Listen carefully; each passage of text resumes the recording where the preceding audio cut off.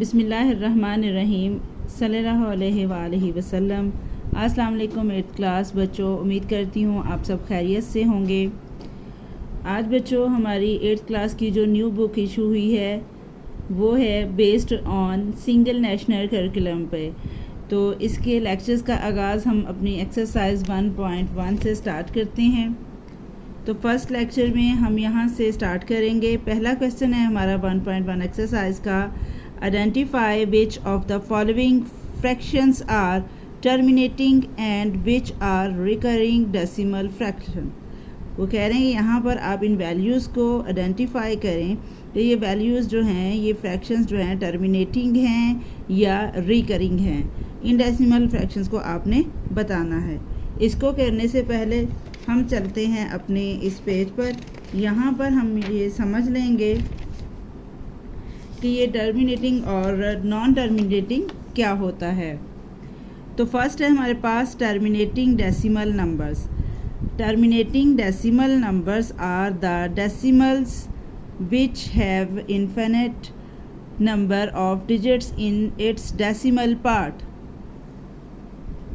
तो यहाँ पर ये बताया गया है कि जितने भी हमारे टर्मिनेटिंग डेसिमल नंबर्स होते हैं वो इन्फिनिट नंबर्स जो हैं वो डेसिमल पार्ट का हिस्सा होते हैं। फॉर एग्ज़ाम्पल, जिस भी आप नंबर को डिवाइड करते हो तो वो पॉइंट के बाद अगर just only limited controlled countable digits में हो जाए डिवाइड, तो वो होता है टर्मिनेटिंग, राइट। जैसा कि पॉइंट के बाद 1 और 2 वैल्यूज़ हैं और यहाँ पर पॉइंट के बाद 3 वैल्यूज़ हैं, तो ये हमारे पास शो हो रही हैं कि ये टर्मिनेटिंग हैं। All terminating decimals numbers can also be written in fraction.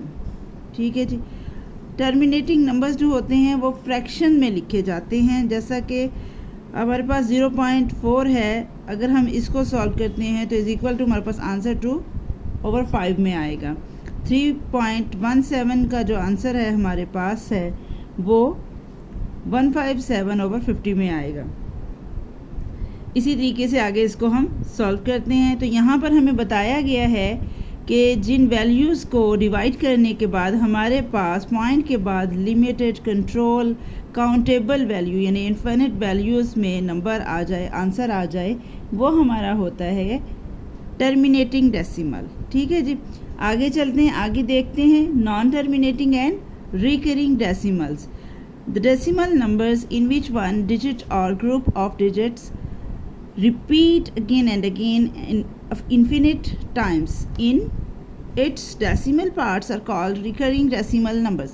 इसमें वो कह रहा है कि जो डेसिमल नंबर्स होते हैं वो अगर ग्रुप्स में आते हैं, यानी ग्रुप्स में जैसे 3636 आ रहा है, या वो रिपीट हो रहे हैं अगेन एंड अगेन, यानी 222 जैसा कि यहाँ पे रिपीट हो रहा है, तो ये नंबर्स जो होते हैं वो रिकरिंग होंगे या नॉन टर्मिनेटिंग होंगे। तो वो हमारी वैल्यूज़ जो हैं वो रिकरिंग या नॉन टर्मिनेटिंग शो होंगी। It can also be written in fraction. For example, ये फ्रैक्शंस में भी लिखी जाती हैं।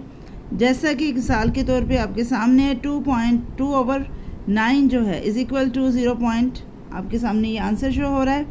इसी तरीके से 4/11 0.3636, इस तरीके से हमारे पास ये इन फ्रैक्शन वैल्यूज़ में शो हो जाएगा। तो चलते हैं फिर हम अपने क्वेश्चन की तरफ। टर्मिनेटिंग को हमारा पहला क्वेश्चन है 4/6। तो यहाँ पर हम 4/6 को करेंगे। इसमें क्या करेंगे, हम 4 को हम अंदर रखेंगे और 6 को हम बाहर। ठीक है। यहाँ पर नॉमिनेटर और डिनोमिनेटर के बारे में हमने ख़ास ध्यान रखना है। अब नॉमिनेटर हमने अंदर रखा और डिनोमिनेटर हमने बाहर रखा, तो यहाँ पर हमने इसको जब डिवाइड करना स्टार्ट किया तो हमारे पास ये ऑलरेडी ये छोटा है और ये बड़ा है। तो हम इसको सॉल्व करने के लिए यहाँ पर 0 यानी पॉइंट का यूज़ करेंगे और इस साइड पर 0 अल्टीमेटली आ जाएगा। तो जब हम यहाँ पर पॉइंट लगाएंगे तो यहाँ पर हम 0 लगा देंगे। अब हम इसको डिवाइड करेंगे तो 6 का टेबल हम वहाँ तक पढ़ेंगे जो 40 या 40 के करीब आ जाए।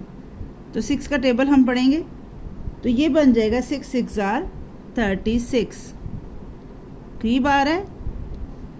इसके बाद ये ग्रेटर बन जाएगा। अब इधर से कैरी मूव इधर किया, 10 हो गया। 10 में से हमने 6 को माइनस किया, हमारे पास आ गया 4।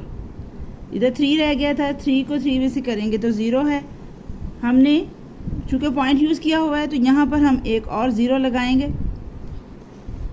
इस तरीके से हम इसको सॉल्व करते जाएंगे। तो ये अगेन 6 आएगा और 36 आ जाएगा। फिर ये 10 होगा, माइनस होने के बाद ये 4 आ जाएगा, 0 लगाएंगे, ये यहाँ पर 36 आता जाएगा। इट मीन्स दैट ये कि सारी वैल्यूज़ अब अगेन एंड अगेन रिपीट होगी और ये 666 एक ही डिजिट जो है वो रिपीट हो रहा है। तो इसका आंसर हम यहाँ पर लिखेंगे 0.666 एंड सो ऑन। ये जो है ये हमारी वैल्यू नॉन टर्मिनेटिंग।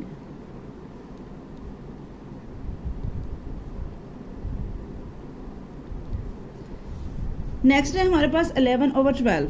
11/12 को भी हम इसी तरीके से, जैसा कि मैंने आपको पहले भी बताया कि हम नॉमिनेटर को अंदर रखेंगे और डिनोमिनेटर को हम बाहर रखेंगे। तो नॉमिनेटर हमने यहाँ पर रखा, डिनोमिनेटर हमने यहाँ पर रखा। अगेन हमारा जो डिनोमिनेटर है वो नॉमिनेटर से ग्रेटर है। हम इसको सॉल्व करने के लिए यहाँ पर पॉइंट का यूज़ करेंगे। पॉइंट लगाकर हम यहाँ पर लगाएंगे 0। अब हम 12 का टेबल पढ़ेंगे जो हमारा 110 पर या 110 के करीब चला जाए। तो हम कहाँ तक इसको पढ़ेंगे? 12 को हम करके देखते हैं 9 पे। 9 2s are 18, 1 carry, 9 1s are 9 and 10। तो यहाँ पर हमारे पास जो ये वैल्यू आई है 108, हम इसे करेंगे 9 पर।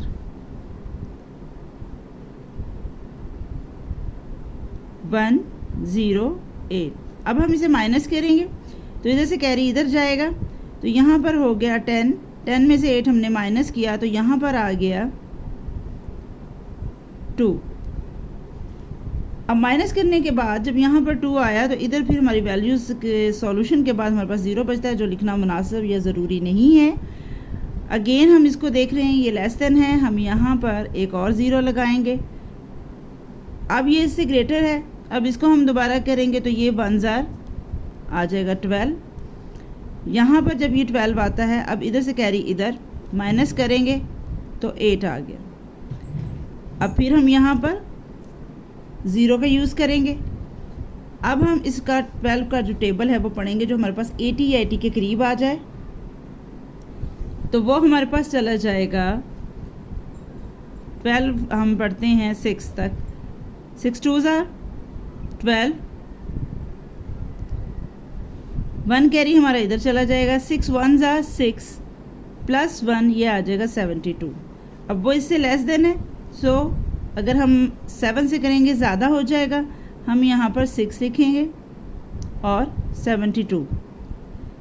अब हम इसको माइनस करने के लिए इधर से कैरी इधर लेंगे, 10 हो जाएगा हमारे पास।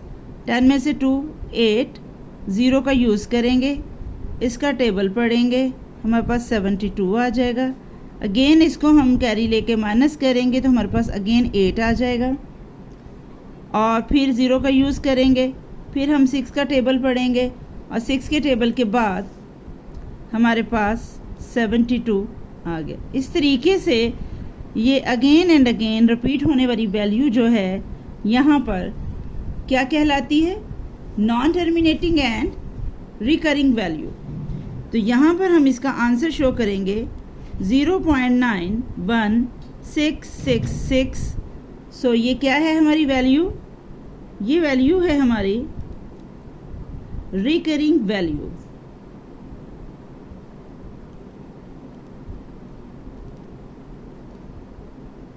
ठीक है जी, ये रिकरिंग वैल्यू है हमारी।